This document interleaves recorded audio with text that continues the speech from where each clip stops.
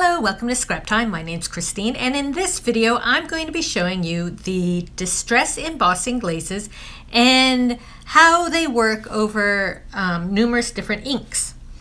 So this is the embossing glaze. It's just like a regular embossing powder, but what makes it different is that it's translucent. The majority of embossing powders are opaque, so when you put them down, no matter what you put them on, they will be the color of the powder. But these are translucent, so they'll work a little differently, and that's what I'm going to show you today. So here I have these samples. I have 7 colors of the embossing glaze, and just so you know, I used the faded type stamp set for this sample, and this is the stamp there. So the glazes come in 12 colors. I currently have 7. I have Fired Brick, Rusty Hinge, Weathered Wood, Broken China, Vintage Photo, Walnut Stain, and Cracked Pistachio. And I stamped these using Versamark ink, but you can use any embossing ink that you may have. And so it's just the straight up color on the white paper. So then I was wondering what it would look like on black. And what I did was I stamped using Picket Fence. This is a white ink, so it gave us a little bit of some whiteness between the black and this. If you have a white ink pad that might even be more opaque, maybe more of the color will show through. But we're still able to get some. So here's the Fired Brick. And even on the black, so this is why I wanted to show you that it being translucent, it's going to absorb some of the color behind it. So obviously here, this is the true color, and on the black being translucent, it goes in. But you can still sort of see that red tinge on the Fired Brick. Over here we have Rusty Hinge, so you might pick up some bit of the orangeness to it. Weathered Wood. And in some of the places it's a little lighter, so maybe the white ink was more opaque in some of the places. We have Broken China, Vintage Photo, gives you that little bit of tanny brown. Walnut Stain, because it's so dark, it basically almost just gives you a tone-on-tone look. And then Cracked Pistachio. And for this I still use the faded type stamp set, and it's this stamp here that I was using for the samples.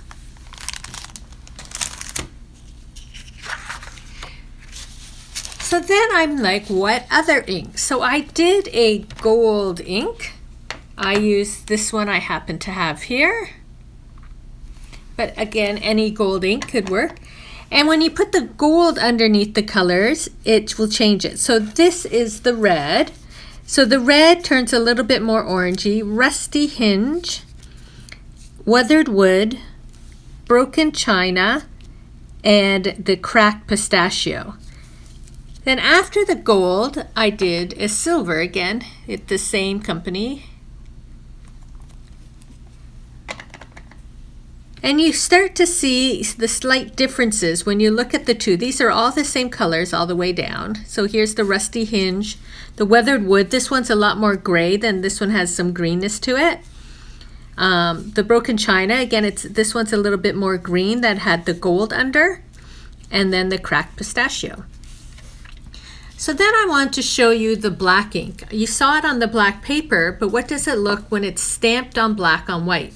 So you can see the dark undertones in all the colors. Again, this is Fired Brick, Rusty Hinge, Weathered Wood, Broken China, and Cracked Pistachio. And then finally, this is the color I stamped using the color in the oxide, the Fired Brick oxide, and then put the Fired Brick on top, and it just even more adds a little bit more potency to the color. So we have Fired Brick, Rusty Hinge, Weathered Wood, Broken China, and Cracked Pistachio.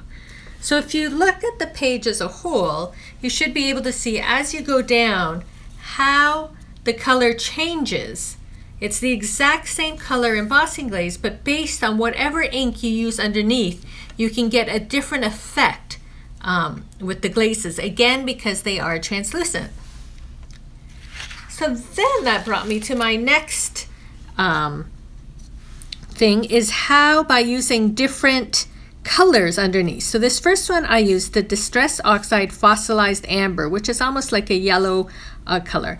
And I did it with fired brick. And so you'll see, let me get my original. The original, how red it is, versus now with the yellow underneath, how it turns sort of orangey. The Rusty Hinge is a lot more orangey yellow. Weatherwood, you can really see the difference here. Here's Weatherwood regular, and by putting that fossilized amber under, you now have sort of a greenness to it. And then same with Broken China. This is Broken China regularly. This is it after we stamped using the fossilized amber. So even with a few colors of the inks, you can really make your colors go really far. So this time, I stamped with Picked Raspberry, and I did the fired brick. I'll bring over that again. So it just adds a little. There's not a huge difference with the red and the pink. But when you look here, this is weathered wood. Look at the difference. The pink really sort of pops through the glaze, and you get a really interesting look. And again, this is Broken China with the pink, and you get a lot of purple in that going on. So you can have a lot of fun playing with color combinations. And finally down here, I used Mermaid Lagoon, and so that's where the fired brick really looks different. So you can see it really has more of that purple. This is Weathered Wood with their Mermaid Lagoon. And then Cracked Pistachio, here you go, with Mermaid, adds a really beautiful blueness to it. So as I said, with a few different embossing powders, by changing the color you stamp with, you're really changing up the look you can get with the powders. And I just want to bring in, just so you know, so all these were stamped with the Fragments stamp set. I used a few different stamps from there. And then for these, I used stamps from Field Notes. All these little stamped images are from Field Notes. And then at the bottom, I used Stamp Collector with these little, I stamped the stamps. Okay, so now I want to do a little demo. So I have this card that I've previously made. I think it was supposed to be a landscape and it was all shiny. But I found this and I thought I'm going to try stamping on the bottom with red brick to see, or fired brick to see how it changes. I'm using a stamp from this mixed media set. It's an older stamp set. I'm going to use these circles so they're bold so we can really see the powders. I'm going to use my Versamark, and I'm going to get a piece of paper just to put underneath to collect my inks on that, or my powders. So I'm stamping up my stamp.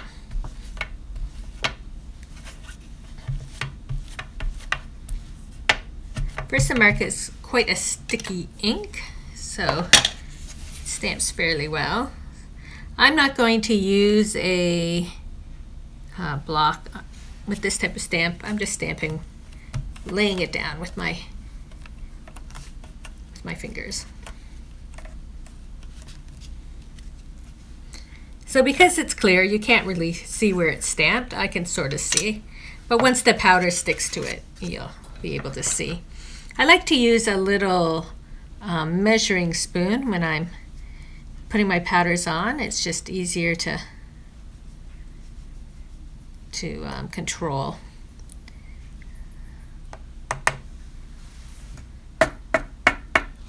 So there you can see obviously where I stamped, and then I just scoop this up. This, and put it back in.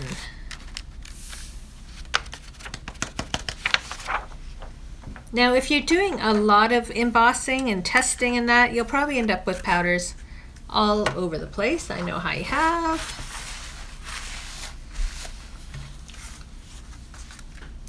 And so now we're going to emboss it. And so right now, when you're looking at it, it looks like any other embossing powder where it's opaque and you can see it completely across. But you'll notice once we emboss it, it will turn translucent. And that's when I'm hoping some of the undertones will come through.